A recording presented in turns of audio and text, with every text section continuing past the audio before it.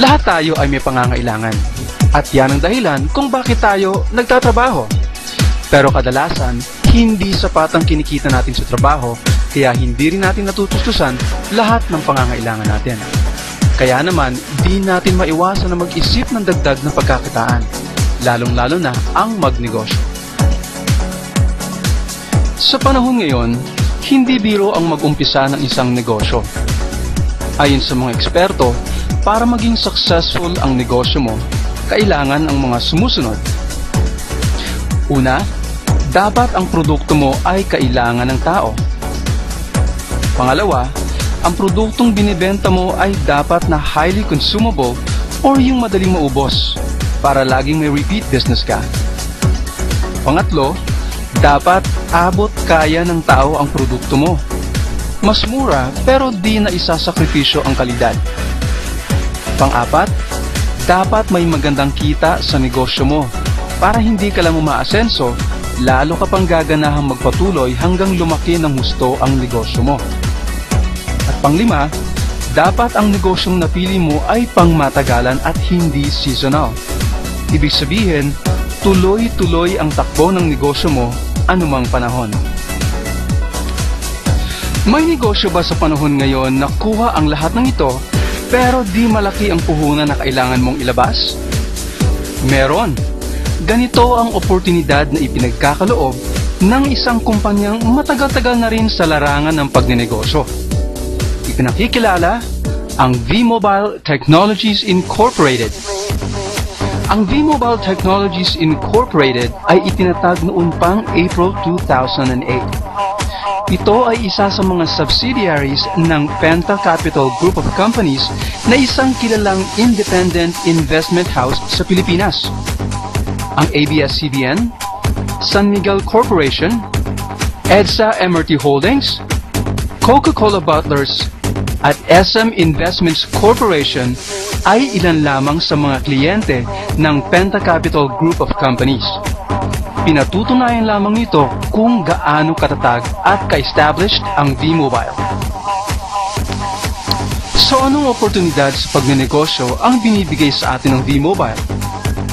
Ito ay walang iba kundi ang e-loading or prepaid loading business. Alam na natin na marami na ang naglo-loading business ngayong panahon. Kahit saan ka pumunta, tiyak na may mapaglo-loadan ka. So ang tanong, ano naman ang pinagkaiba nito sa loading business na ino-offer sa atin ng V-Mobile? Sa pangkaraniwan o tradisyonal na pamamaraan, para makapag-umpisa ka ng loading business, kailangan mo ng mga sumusunod. 3 cellphone, tig-iisa para sa Smart, Globe at Sun Cellular. 3 retailer SIM, tig-iisa para sa 3 networks na nabanggit. At 3 load wallet o pondo para sa bawat retailer SIM. Karaniwang umaabot sa 8,250 pesos ang puhunang kailangan mo para makapag-umpisa ng loading business sa tradisyonal na paraan. Malaking halaga ito para sa karamihan sa atin, kaya hindi lahat ng Pilipino ay kayang mamuhunan sa ganitong negosyo. Eto na, sa V-Mobile mas higit na maganda ang loading business. Paano natin nasabi? Sa V-Mobile, hindi mo na kailangan bumili ng 3 cellphone. Hindi mo na rin kailangan bumili ng 3 retailer SIM. At lalong hindi mo na kailangan mag-maintain ng 3 load wallets. Ang nag-iisang cellphone na gamit mo at ang personal na SIM card na nasa loob ng cellphone mo, ito lamang ang kailangan mo at pwede ka na makapag-load para sa lahat ng networks. One phone, load all, ika nga. O di ba mas maganda? Sobrang laki na natipid mo dahil hindi mo na kailangan gumastos pa sa pagbili ng 3 cellphone at 3 retailer SIM. At ito pa ang mas maganda. Sa V-Mobile loading business, hindi lang electronic loads or e-load ang pwede mong ibenta. Kasama pati mga PIN-based cards tulad ng cellphone cards, landline cards, prepaid internet, online gaming, at marami pang iba. Lahat ng ito through text ang bentahan. Di mo na kailangan ng physical inventory ng phone cards. Hindi yan kayang gawin sa pangkaraniwan o traditional na loading business. And there's more. Pwede mong makita ang sales inventory mo sa sarili mong website via www.loadingbusiness.com. loadextreme.ph. Ang LoadExtreme ang tawag sa system na ginagamit ng V-Mobile na siyang nagbibigay sa lahat ng V-Mobile members ng access sa tatlong networks. Kaya nga isang cellphone lang ang kailangan mo. So kung sa traditional na paraan ay 8,250 pesos ang aabuti ng puhunan mo, magkano naman ang puhunan mo sa V-Mobile para maging isang retailer or naglo-loading business? 300 pesos lang. Tiriun mo, nakatipid ka ng 7,950 pesos. Malaking halaga yan.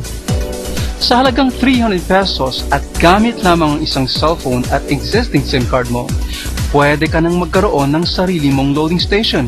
Sakop ang lahat ng networks. Isipin mo, sa isang retailer SIM lang, gagastos ka ng 250 pesos. Isang network lang yan. Sa V-Mobile, ang 300 pesos mo, kaya lahat ng networks.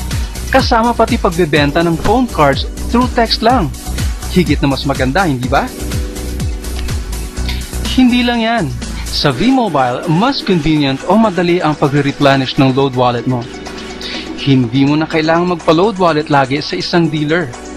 Ang kailangan mo lang gawin ay mag-deposit para sa iyong load wallet sa account ng V-Mobile sa kahit anong branch ng mga bangkong ito. BDO or Banco de Oro, BPI or Bank of the Philippine Islands, Metro Bank at Union Bank. Same day ang crediting ng deposits mo sa mga bangkong ito at walang interbranch charges. Sa V-Mobile, mas madali na talagang mag-umpisa ng loading business.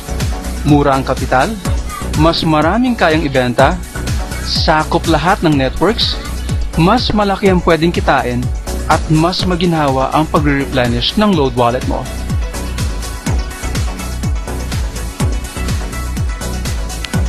Sa ngayon, ang V-Mobile ay nagbibigay din ng dealership opportunity para sa mga gustong mas malaki ang kitain. In fact, marami ng dealers ng V-Mobile ang natupad ang kanilang mga pangarap tulad ng pagpapatayo ng sariling bahay, sasakyan, pag-aaral at marami pang iba. Tulad ng pagiging retailer, napakababa din ang puhunan na kailangan mo para maging dealer ng V-Mobile. Magkano? Kumpara sa traditional o pangkaraniwang paraan ng pagde-dealer ng isang loading business na kung saan ang puhunan ay umaabot sa 150,000 pesos. Sa V-Mobile, 2% lang nito ang kailangan mo o sa halagang 3,988 pesos lamang. At hindi katulad ng traditional na dealership, sa V-Mobile, walang monthly quota na kailangang i-meet buwan-buwan. Kumpara sa traditional dealership na isa lang ang paraan ng pagkita, sa V-Mobile, ang dealer ay may 5 paraan para kumita. Pwede kang magsadya sa isang V-Mobile dealer na or sa opisina ng V-Mobile para malaman ang detalye ng mga ito. Ganun pa man, para magkaroon ka ng idea sa kung magkano ang pwede mong kitain. Sa pagiging dealer ng V-Mobile, pwede kang makatanggap ng 30,000 pesos sa loob ng araw, 210,000 pesos sa loob ng isang linggo, at 900,000 pesos sa loob ng isang buwan. Ang lahat ng yan ay nanggaling lamang sa pinuhunan mong 3,988 pesos. Sobrang sulit, di ba? Sa tulong ng V-Mobile, madali ka na makapagnenegosyo. Madali mo na rin matupad ang mga pangarap mo para sa pamilya mo.